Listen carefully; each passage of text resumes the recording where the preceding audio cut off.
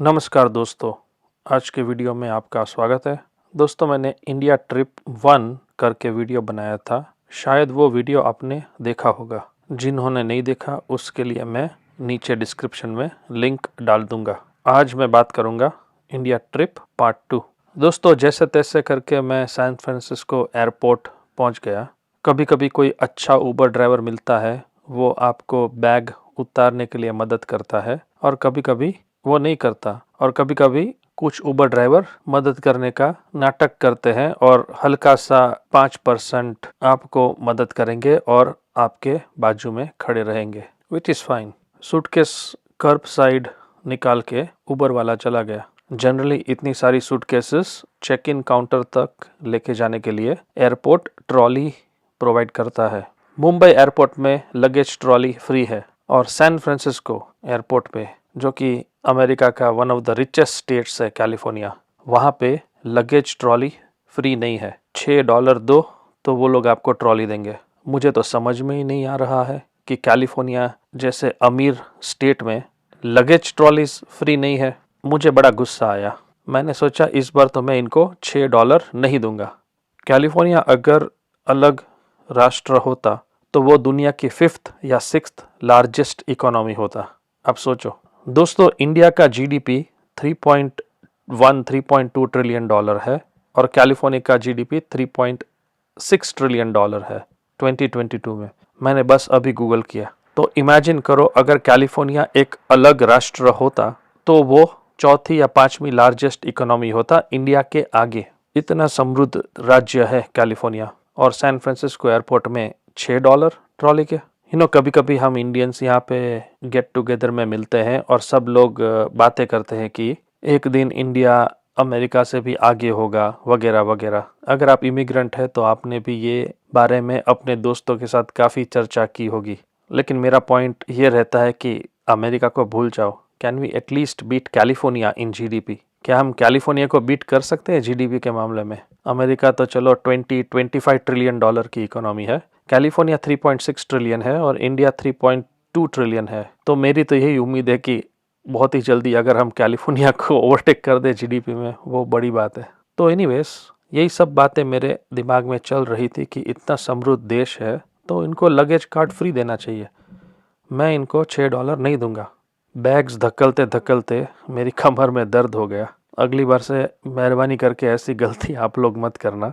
आप लोग यकीन नहीं मानोगे, मैं एयरपोर्ट के अंदर जाके मैंने $6 का पानी पिया, लेकिन मैंने $6 लगेज ट्रॉली का नहीं दिया।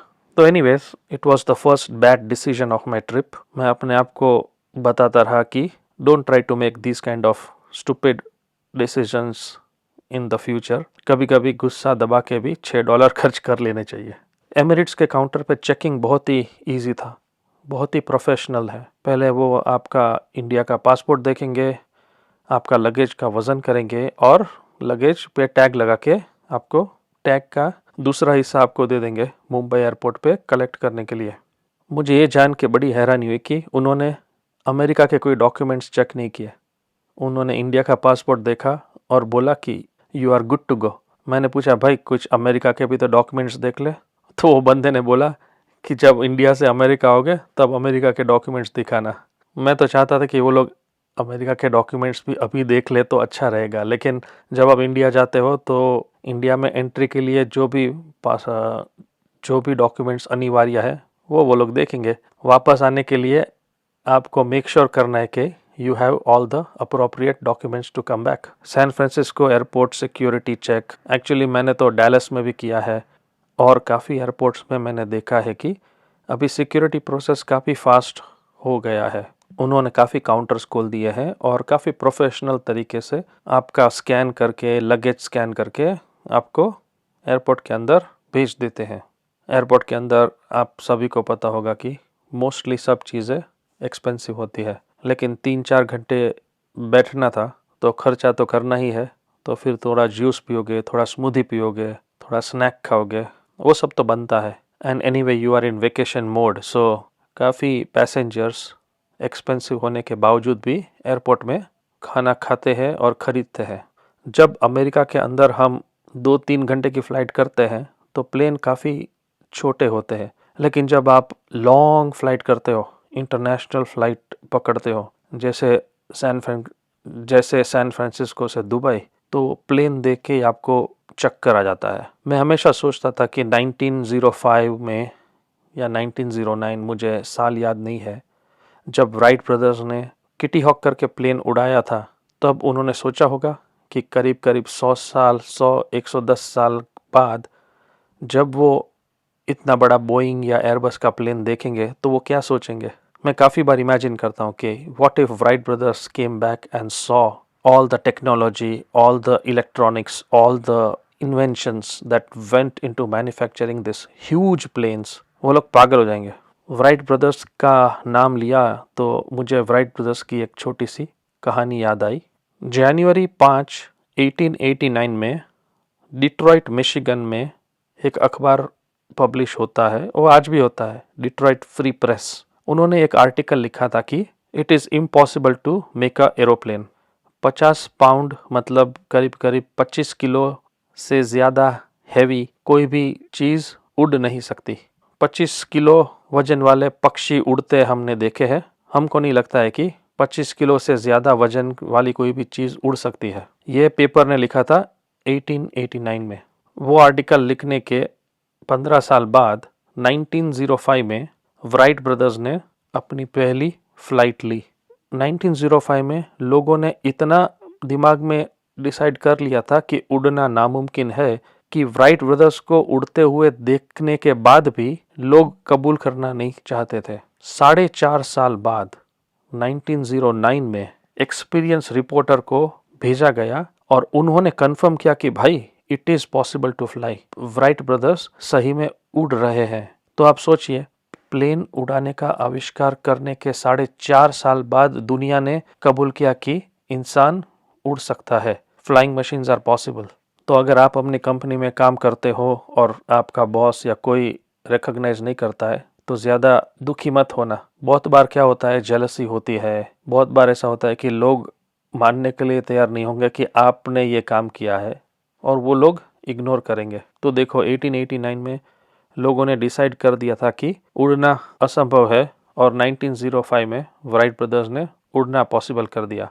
और 1909 में Washington post, one of the most respected newspaper America का, उन्होंने लिखा कि इंसान को उड़ाना एक बात है और कार्गो को उड़ाना बहुत ही अलग बात है। कार्गो हमेशा ज़मीन के ऊपर, ट्रेन के ऊपर, ट्रक के ऊपर रेंगते रेंगते चलेगा। कार्गो प्लेन पॉसिबल नहीं है। वो आर्टिकल लिखने के 5 महीने बाद दुनिया के पहले कार्गो प्लेन ने उड़ान ली। So back to my trip, आप ये प्लेन देखोगे ना तो आप चौंक जाओगे कि बाप रे, इतना बड़ा प्लेन। मेरे अनुमान से लगभग 550-600 पैसेंजर की कैपेसिटी थी वो प्लेन की।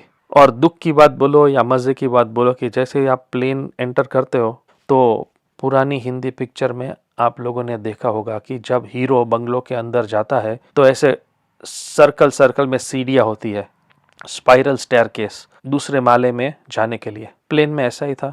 जैसे ही आप प्लेन में एंटर करोगे, मैंने सीढ़ी देखी ऊपर जाने के लिए। मैंने एयर होस्टेस को पूछा तो उन्होंने बोला ये फर्स्ट क्लास और बिजनेस क्लास के लिए है, आप सीधा जाइए।